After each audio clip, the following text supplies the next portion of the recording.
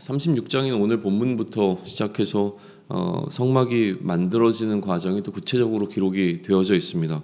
36장은 성막에 관한 기록이고요. 37장은 성막 안에 이제 위치하게 될 기구들에 관해서, 그리고 38장은 성막 밖의 기구들과 성막의 뜰을 짓는 과정에 관해서, 그리고 39장은 제사장이 의복을 만드는 그 과정에 대해서 하나님께서 말씀하신 대로 그대로 이루어지고 있는 것을 좀 세밀하게 나타내주고 있습니다.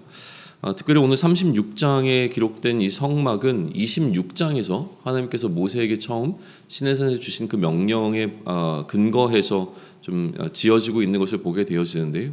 그렇기 때문에 오늘 이 36장을 묵상하는 과정 가운데서 26장을 다시 한번 살펴보실 것을 좀 권해 드리고요. 또 26장의 말씀을 그때 우리가 함께 나눴던 이야기를 영상을 통해서 다시 한번 보시면 좀 유익이 될 거라고 믿습니다. 오늘은 그렇기 때문에 26장에서 했던 이야기를 반복하지는 않으려고 합니다. 대신 그 36장에서 지금 어떻게 26장의 말씀이 어떻게 36장에서 실제가 되어지는가의 과정 가운데서 우리가 좀 묵상해야 될 것들을 26장에 추가해서 함께 나누는 시간으로 가지려고 합니다. 1절부터 7절까지에는 그 성막을 짓는 재료가 되어지는 이스라엘 백성들이 애굽으로부터 가져 나왔던 그 예물 가운데서 하나님이 특정한 어떤 재료들이 모아지고 있는 과정, 근데 그 모아지는 것으로 끝난 것이 아니라 그것이 차고 넘치도록 모였다라고 하는 것을 기록해내고 있고요. 그리고 8절로부터 38절까지의 기록 가운데서는 이제 성막이 하나님께서 명령하신 그 크기와 규모 그대로 좀 지어지고 있는 것을 기록하고 있습니다. 한마디로 이야기하면 지금 이 성막부터 시작해서 제사장의 의복에 이르기까지 하나님께서 모세에게 주셨던 모든 명령들이 하나님께서 택하신 사람들과 하나님께서 택하신 재료들을 통하여서 온전하게 만들어지는 것을 우리는 이제 계속 며칠에 걸쳐서 보게 될 겁니다. 요즘 이야기로 하게 되면 소위 말하면 이제 하나님께서 주신 프로젝트가 진행되어지고 그 프로젝트가 완성되어지는 과정을 우리가 보게 될 것이라고 하는 것이죠. 그렇기 때문에 실제로 이 프로젝트를 진행할 때 있어서 우리가 TF팀이라고 부르게 되어지는데 이 타스크를 행할 어떤 팀을 만들고 그 팀들이 이 일을 행하고 있는 것을 좀 보게 되어집니다.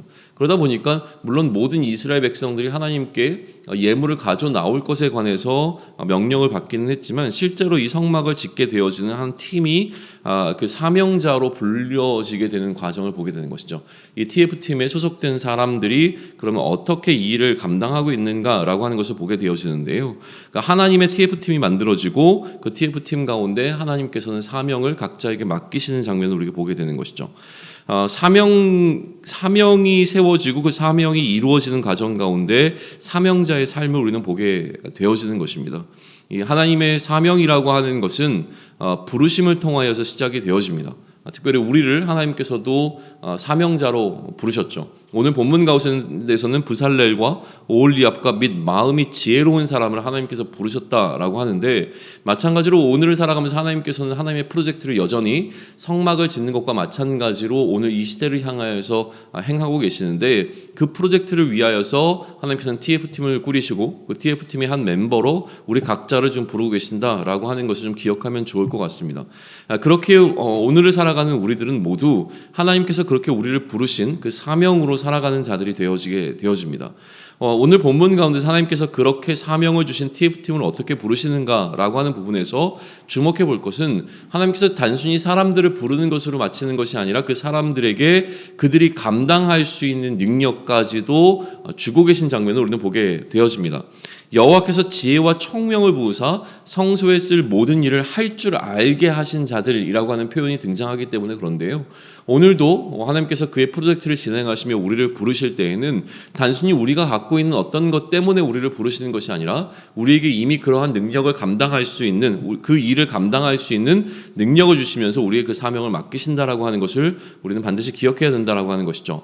사명은 부르심으로 시작되고 그 부르심을 입은 자들에게 하나님께서는 그 일을 감당할 수 있는 능력을 주신다라고 하는 것입니다. 그러나 한편으로 이 사명을 맡은 TF팀의 한 일원이 된 사람에게 반드시 필요한 것은 무엇이냐면 그것은 자원하는 마음이라고 하는 것이에요. 보게 되어지면 하나님께서 성경에는 오늘 본문은 뭐라고 기록되어 있냐면 그 마음에 여호와께로부터 지혜를 얻고 와서 그 일을 하려고 마음에 원하는 모든 자라고 표현이 되어져 있습니다. 그러니까 2절에 기록되어 있는 내용인데요. 단순히 하나님께로부터 그렇게 모든 것을 할 수 있는 지혜와 능력을 덧입은 사람에게 필요한 것은 그가 자원하는 마음으로 그 일에 동참한다라는 거예요. 그러니까 우리에게 하나님께 어떤 능력을 주시고 소명을 맡기셨을 때에 우리에게 필요한 것은 자원하는 마음으로 그 일에 기꺼이 동참하는 것이 필요하다라고 하는 것을 알려주고 있는 것이죠. 그러면 사명은 부르심으로부터 시작되고 그 부르심을 감당할 수 있는 능력을 주신 자들 가운데서 하나님께서는 자원하는 마음이 있는 자들, 기꺼이 이 일에 동참하기를 원하는 사람들을 통해서 그의 일을 행하고 계시는 것을 우리는 보게 되어지는 것이죠. 그리고 하나님께서는 이 사명을 감당할 수 있는 상황과 여건을 반드시 열어주십니다. 왜냐하면 이 일은 하나님의 일이기 때문에 그런데요. 지금 오늘 본문 속에서 열어주시는 하나님의 길은 무엇이냐면 이 성막을 만들 수 있는 필요를 채워주시는 장면을 우리는 보게 되는 겁니다. 자원하는 마음으로 드려진 예물들이 모이기 시작했고요. 그것이 성막을 만들고 하나님의 사명을 완수하는데 남음이 있을 정도로 모여졌다는 거예요. 넉넉하게 채워졌다라고 하는 것을 오늘 1절부터 7절까지에서는 보여주고 있는 것이죠. 그리고 그 넉넉한 재료를 통해서 성막이 8절로부터 38절까지 해서 세워지고 있는 것을 보게 되어집니다. 그런데 우리는 하나님께서 이처럼 그의 일을, 그의 프로젝트를 진행할 때 특별히 선별된 TF팀을 통하여서 일을 진행하시지만 그 진행하시는 과정 가운데 하나님께서는 감당할 수 있는 능력과 또 감당할 수 있도록 모든 상황과 여건을 열어주시는 하나님이라고 하는 사실을 우리는 명백하게 보게 되는데 한 가지 질문이 등장을 합니다. 그것은 무엇이냐면 넉넉하게 채워지는 예물을 더 이상 드리지 않도록 중단시켰다라고 하는 거예요. 그 중단되는 요청은 어디서부터 왔냐면 실제로 그 일을 감당하는 사명자들, 다시 얘기하면 이 장인들로부터 더 이상 재료가 필요하지 않을 것 같다라고 하는 것이 모세에게 전달이 되었고 모세는 그 사실을 마찬가지로 이스라엘 백성들에게 공포하게 되어집니다. 그러니까 만약에 이 일을 감당하는 장인들이 계속 예물을 바치는 것을 브레이크를 걸지 않았다면 예물들은 계속 모였을 것이고요. 그것을 모세에게 이야기했다고 하더라도 모세가 그것을 중지시키지 않았으면 여전히 백성들은 자원하는 마음으로 예물을 계속 바쳤을 것이고 예물은 쌓였을 것이라고 하는 것이죠. 우리가 생각하게 되어지면 우리의 상식으로 따지면 더 바치는 이 예물들은 그들이 자원하는 마음이 남아있을 때 그것을 중단시킬 이유는 별로 없어 보입니다. 오히려 우리는 그렇게 모이게 되면 일부는 성막을 짓는 데 사용하고 남은 일부를 가지고 어떻게 쓸 것인가를 고민하는 것이 훨씬 더 지혜롭다는 생각을 하게 되어지지 우리가 필요한 금액이 딱 이만큼이니까 이것만 모이게 되면 그 나머지는 더 이상 내지 않아도 된다는 얘기를 하는 것은 사실 오늘 살아가는 우리들의 상식에 미쳐서 생각했을 때에 익숙한 이야기는 아니라고 하는 부분이에요. 그러다 보니까 오늘 이 부분에 있어서도 하나님께서 우리에게 주시는 지혜가 있을 거라고 믿는 겁니다. 무엇이냐면 하나님께서 상황을 열어주시고 우리의 필요들을 채워주시는데 이 필요한 것을 주시는 것은 본래의 목적을 위해서만 사용되어야 된다라고 하는 이 원리를 우리는 좀 보게 되어지는 겁니다. 하나님께서 우리에게 무언가를 채워주셨는데 이것을 나를 위해서 사용할 것인가라고 하는 혹은 내가 어떤 계획한 공동체를 위해서 사용할 것인가라고 하는 어떤 기준이 중요한 것이 아니라 하나님께서 채워주신 물질은 나를 위한 것이나 나의 공동체를 위한 것이나 어떤 합리적인 명분들을 갖다 된다고 하더라도 그것을 위해 주신 것이 아니라 분명히 하나님께서 주신 물질은 무엇이냐면 하나님의 사명을 감당하기 위해서 주신 것이라고 하는 사실을 기억해야 되는 것이죠.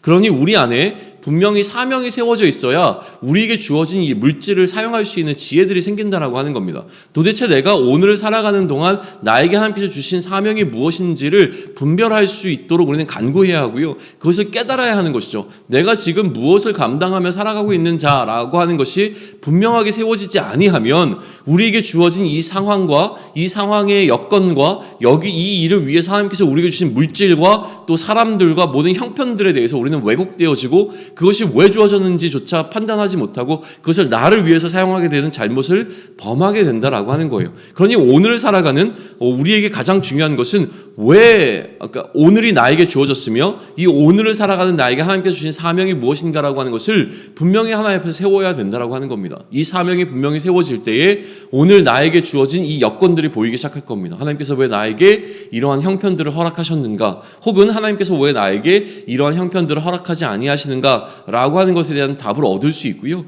그 답을 얻은 상황 가운데서 나에게 주신 물질과 나에게 주신 사람들과 나에게 주신 상황과 여건들을 하나님께서 허락하신 이 프로젝트를 진행하기 위하여서 나와 함께 허락하신 TF팀과 함께 이 일을 잘 감당해낼 수 있기를 원한다라고 하는 겁니다.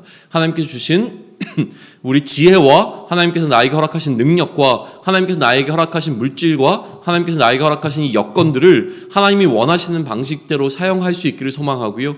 하나님께서 원하시는 방식이 아닌 나를 위하여 사용하는 것을 나를 위해서 사용하면서 한편으로 이것이 하나님께서 원하시는 것이라고 위장하면서 나아가지 않는 오늘이 되기를 소망합니다. 하나님을 향한 사명자로서의 삶을 분명히 세우시고 그 사명을 감당할 수 있는 저와 여러분이 되기를 축원합니다. 아멘.